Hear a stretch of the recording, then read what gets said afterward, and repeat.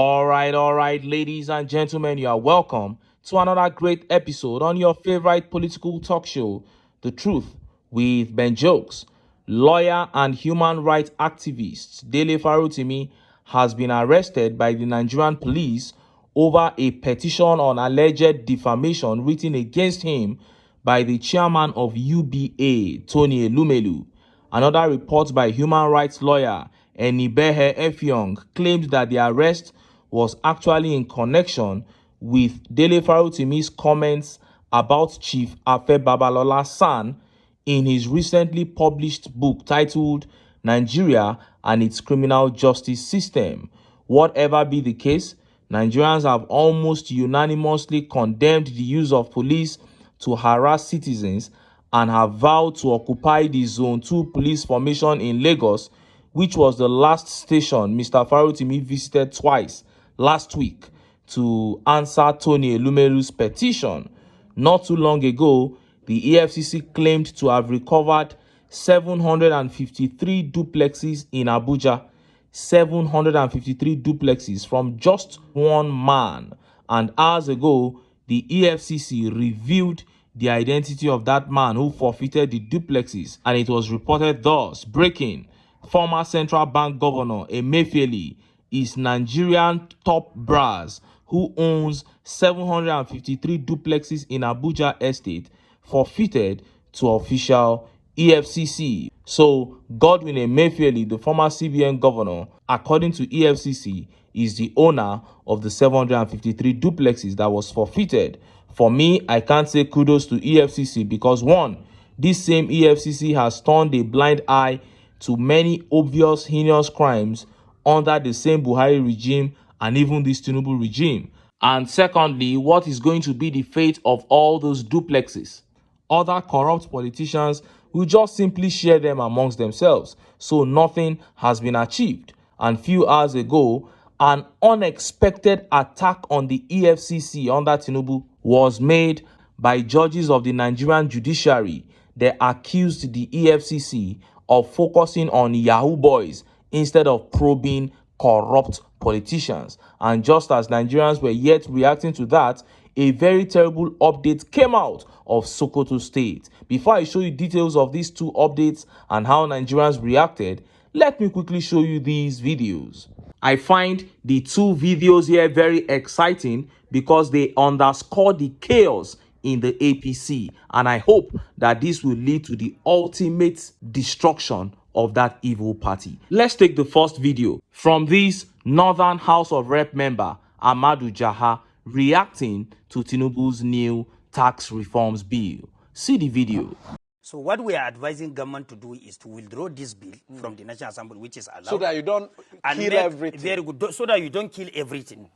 Withdraw this bill, amend area of concern where you feel where the opposition is coming with full force, and do the needful. Let me give you an example. I heard the chairman of the reform was saying that instead of them remitting 20% of the VAT collected on horizontal line to place where these companies are headquartered, now they decide to make it in such a way that where the consumption took place is exactly where the VAT is going. Then why are you making it 60%?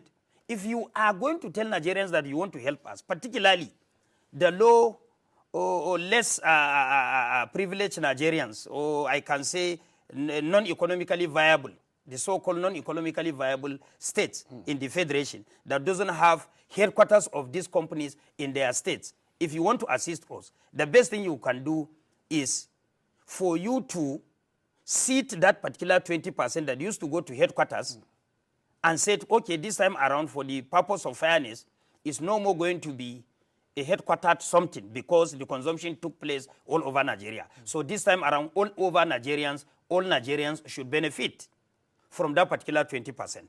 But now that we are begging that it shouldn't happen now because of our current situation, and I want to remind you, we are not lazy people.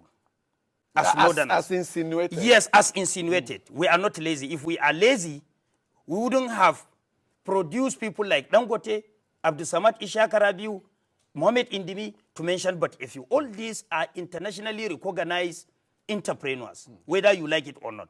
But what we are saying is government refuse or fail to protect our environment to make it economically viable so that businesses can thrive. That is why these people had to compel themselves to go and establish their businesses outside the northern part of the country. You heard that.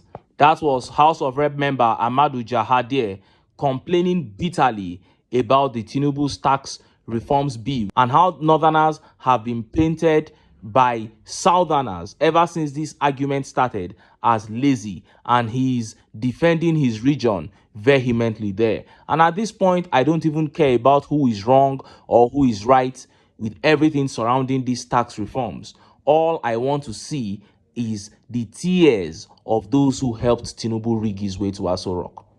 I want to see the tears, the way they are angry and they are jumping from one media house to another complaining is giving me joy. And this is what will lead to the disintegration of the party, because ever since TINUBU got into Aso Rock, it's been from one misunderstanding to another between the southern and northern parts of the APC. But I think this is the biggest misunderstanding so far. And I don't care whether TINUBU gets this bill through or not. All I know is that this misunderstanding has deeply hurt that party, and I just want to see them disintegrate. And this next video I'm bringing to you still has to do with misunderstanding in the APC. As a matter of fact, it was a video I preserved and I've been itching to bring it to you. I've been watching this video and laughing all day. Let's take the other part of the Jesu Tega Onokpasa interview on Arise. Enjoy this video. Because you complained about President TINUBU giving appointments to people who did not work for him, and you as chairman of the media support group for TINUBU, you expressed a lot of anger. Are you going to support him in 2027? Yes, so are you going to support him in 2027? Not at all. How? Not. Are you leaving the party? Are you leaving the APC? He retraces. I am not. Does the party belong to President TINUBU? We all form the party. What's the meaning of that?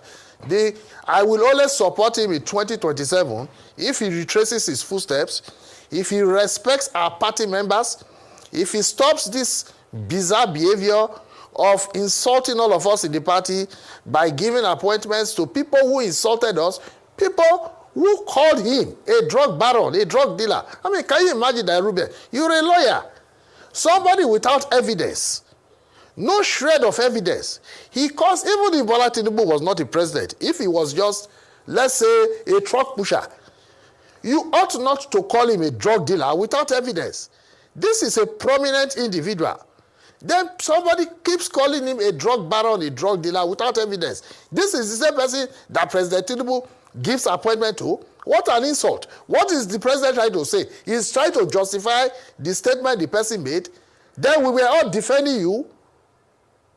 I mean, what an insult. So if Mr. President continues on this trajectory of disrespecting our party members, treating us as if we are beggars, in fact, the narrative is just cool down. Your appointment is coming. Appointment my foot. Who told you I need appointment from you? Did I come to? Have you ever seen me in Ashimaju's house begging me in for anything? Don't disrespect us. We are citizens. We are politicians. We made you president. Respect us in this party, for God's sake. And don't bring this. Okay. What is the point in appointing Daniel Bala for this? I'm coming, Dr. Abati. Go on. Okay, no, go ahead. You know, I was just going go on, doctor. I was just going to ask you, when you say what is the point? What's the logic in if he retraces what's the logic in appointing Daniel Bala? I don't see the logic in it, other than Mr. President is telling all of us, his supporters, that to hell with you, I don't give a toss what you think. Well, in 2027, we tell him we don't give a toss what he thinks. That's it. Two can play that game. Go on, doctor. But he has many people who are supporting him. You know, maybe one person saying no probably wouldn't matter. But, you know, the TINUBU factor. You will be dumbfounded, Dr. Abati, you will be dumbfounded.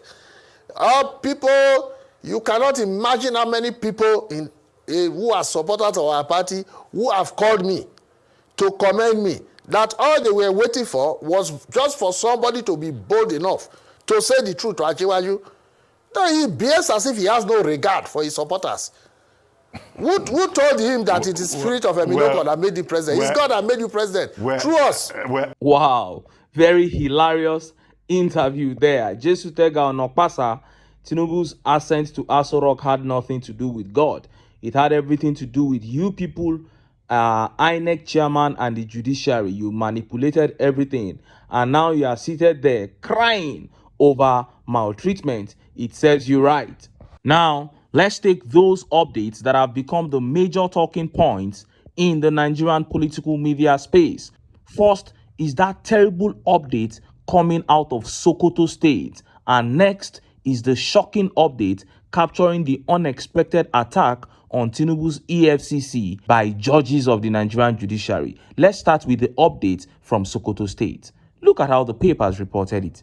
Bandits reportedly slit throats of 9 vigilante members after abducting wives in Sokoto State. Reporters. At least 10 persons have been reported killed by bandits in Sokoto State, northwest Nigeria. Reporters learned that terrorists stormed Dantudu Lanjinge village in the Sabon Birni local government area and slit the throat of 9 persons identified as members of the community's local security outfit known as Vigilante. The wives of the slain persons were reportedly abducted while the remains of their spouses laid in the pool of blood.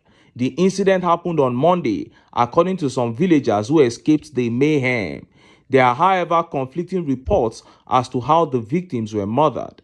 Bello Dantudu, a resident of the village, told reporters that they targeted members of our vigilante group and slaughtered 9 of them like ordinary rams. However, another resident who pleaded to be anonymous said the 10 persons were shot in the neck at close range, adding that the 10th person survived and is receiving medication at a hospital. The chairman of Sabon Birni Local Government Council, Ayuba Hamisu, has also confirmed the attacks and fatalities. It happened while I was attending a function in Abuja. They killed 9 of our people.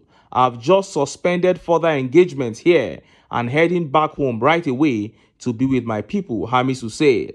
The spokesperson for the Sokoto State Police Command, Rufai Ahmad, did not answer repeated calls, just as he did not reply to a text message sent to him for a confirmation as of the time of the report. Now, these are the same people that the governor of Kaduna State is granting amnesty, saying that they have repented. That was the same thing they did in Sokoto State, in Katsina State, and the situation became worse. These people will come out and do all these things. One day, they will stroll out of the bush and say they have repented. And before you know, they will even recruit them into the Nigerian army.